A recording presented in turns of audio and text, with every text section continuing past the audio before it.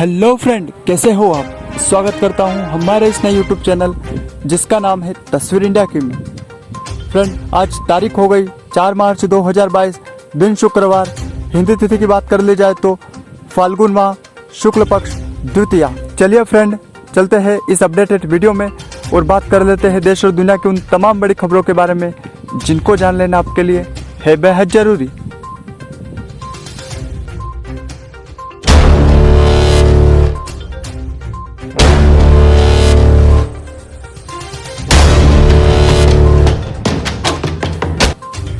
वाराणसी में आज पीएम मोदी का रोड शो।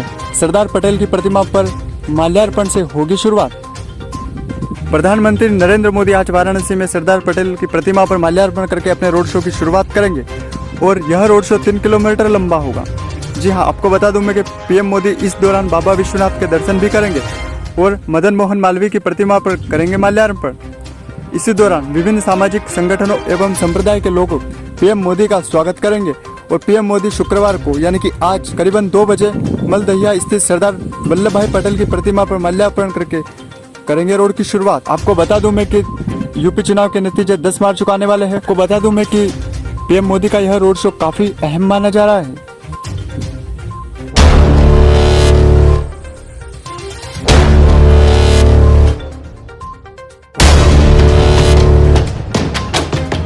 दस मार्च के बाद पेट्रोल, डीजल और घरेलू गैस सिलेंडर हो जाएंगे महंगे। जी हां, तेल कंपनियां उत्तर प्रदेश समेत 5 राज्यों में विधानसभा चुनाव प्रक्रिया का समाप्त होने का इंतजार कर रही है ताकि वे आम जनता पर महंगाई का बम फोड़ सके। 5 राज्यों में विधानसभा चुनाव अंतिम चरण आते ही तेल कंपनियों ने मंगलवार को व्यावसायिक गैस सिलेंडर पर 105 रुपए महंगा कर दिया है। और अब बात यह सामने निकल कर आ रही है कि 10 मार्च के बाद घरेलू गैस सिलेंडर भी हो जाएगा महंगा। इसके अलावा पेट्रोलियम डीलर्स यह अनुमान लगा रहे हैं कि आगामी 2 वर्ष में किसी भी बड़े राज्य में चुनाव नहीं है। ऐसे में अब तेल कंपनियां पेट्रोलियम उत्पादों को नई ऊंचाइयों पर पहुंचाने की तैयारी कर चुकी है और अब 10 मार्च को हो जाएंगे पेट्रोल, डीजल और घरेलू गैस सिलेंडर महंगे।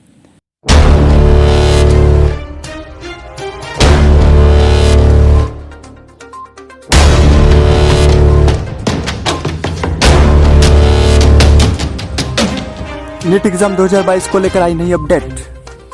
जी हां, national eligibility cum entrance test date का इंतजार कर रहे उम्मीदवारों के लिए ताजा सूचना यह है कि परीक्षा की तिथियां जल्द घोषित हो सकती हैं। एक मीडिया रिपोर्ट के अनुसार संभावना यह बताई जा रही है कि नीट 2022 परीक्षा तिथि और अधिसूचना अगले सप्ताह तक जारी करने की है उम्मीद। ऐसे में उम्मीदवारों को यह सलाह दी जाती है कि आधिकारिक वेबसाइट पर विजिट करते रहे जिससे कि उन्हें ताजा जानकारी मिल सके।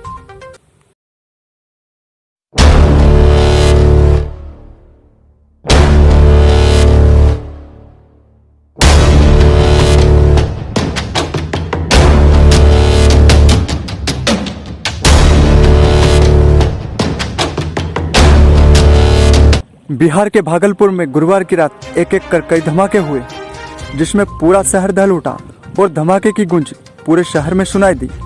धमाका इतना जबरदस्त था कि इससे 2 से 3 मकानों को नुकसान पहुंचा है। ताज़ा रिपोर्ट के अनुसार भागलपुर में हुई इस बम विस्फोट की घटना में 4 लोगों की मौत और 12 लोगों के गंभीर रूप से घायल होने की हुई है पुष्टि। इसी दौरान भागलपुर रेंज के डीआईजी सुजीत कुमार ने घटना के प्राथमिक कारणों में बारूद, फटाका और देसी बम बनाने की बात कही और उन्होंने इस बात का आश्वासन देते हुए कहा है कि एफएसएल टीम जांच कर रही है और इसके बाद कई चीजें इसमें सामने निकल कर आ सकती हैं।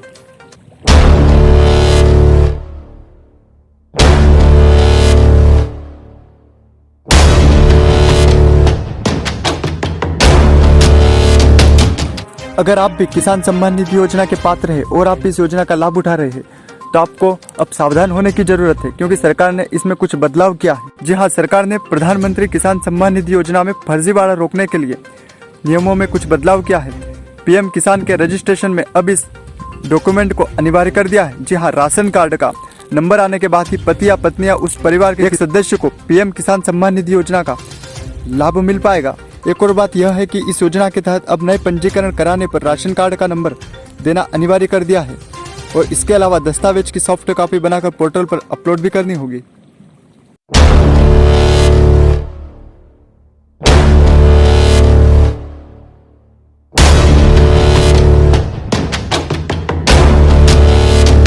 एमबीबीएस में प्रवेश के लिए ओबीसी को 27% आरक्षण नहीं दिए जाने पर सरकार को हाईकोर्ट का नोटिस।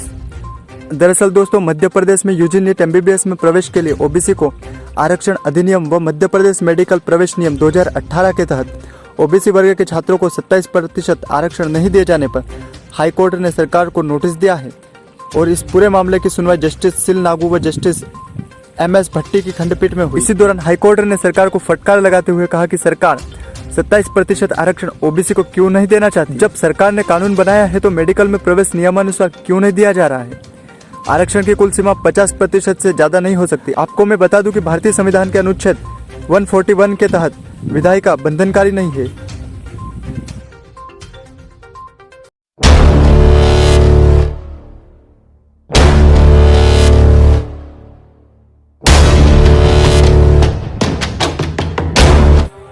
जो भी मेरे भाई मेडिकल की तैयारी कर रहे हैं उनके लिए एक अच्छी गुड न्यूज़ है। जी हाँ, अब आप हिंदी में भी मेडिकल की पढ़ाई कर बन सकेंगे डॉक्टर। इसके अलावा आपको मेडिकल कॉलेज में भी आधी फीस देनी पड़ेगी। यह बात उत्तर प्रदेश के चंदौली और जौनपुर में गुरुवार को जनसभा को संबोधित करते हुए प्रधानमंत्री नरेंद्र मोदी ने इस बात की जानकारी दी। PM मोदी ने गुरुवार को निजी मेडिकल कॉलेजों की फीस आधी करने की बात कही।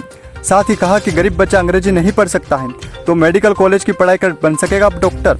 PM की यह घोषणा इसलिए महत्वपूर्ण है क्योंकि बड़ी संख्या में मेडिकल की पढ़ाई करने यूक्रेन के भारतीय छात्र वहां फंसे हैं। कुछ दिन पहले ही PM ने निजी विश्वविद्यालयों में मेडिकल की सस्ती शिक्षा मुहैया कराने की अपील की। उन्होंने यह भी कहा कि सरकार ऐसी व्यवस्था करेगी जिसमें देश में मेडिकल की पढ़ाई के अवसर मिल सके और छात्रों को विदेश भी न जाना पड़े।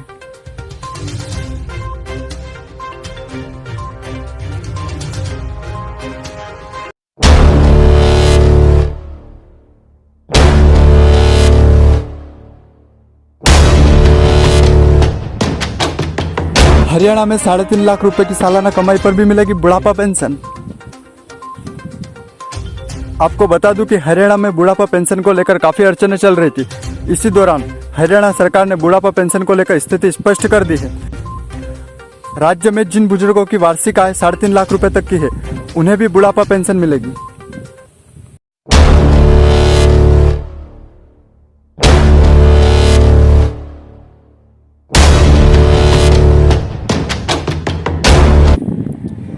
EPF खाताधारकों के लिए आ रही है बड़ी खबर।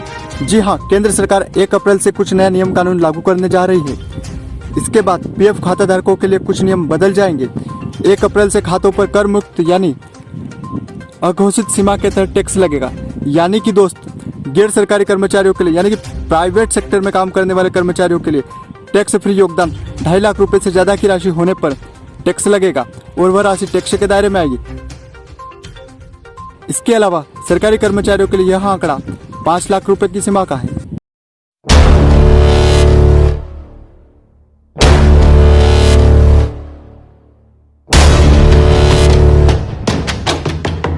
दोस्त, आपको पता है कि रूस और यूक्रेन के बीच चल रही सियासी जंग के बीच कई देशों ने रूस पर प्रतिबंध लगा दिए हैं।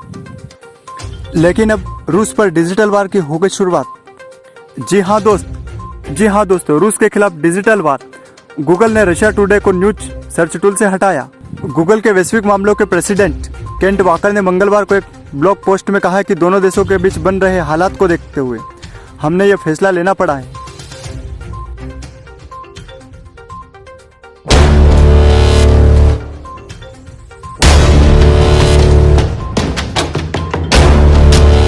रूसी राष्ट्रपति व्लादिमीर पुतिन ने रूस के न्यूक्लियर ड्रॉइड को अलर्ट पर रहने का आदेश दिया है। पुतिन के इस फैसले को परमाणु हमले की धमकी माना जा रहा है और इससे एक बार फिर दुनिया के सामने तीसरे वर्ल्ड वॉर की संभावना बढ़ गई है। चलिए समझते हैं कि पुतिन की इस धमकी में कितना दम है और क्या होता है न्यूक्लियर ड्रॉइड।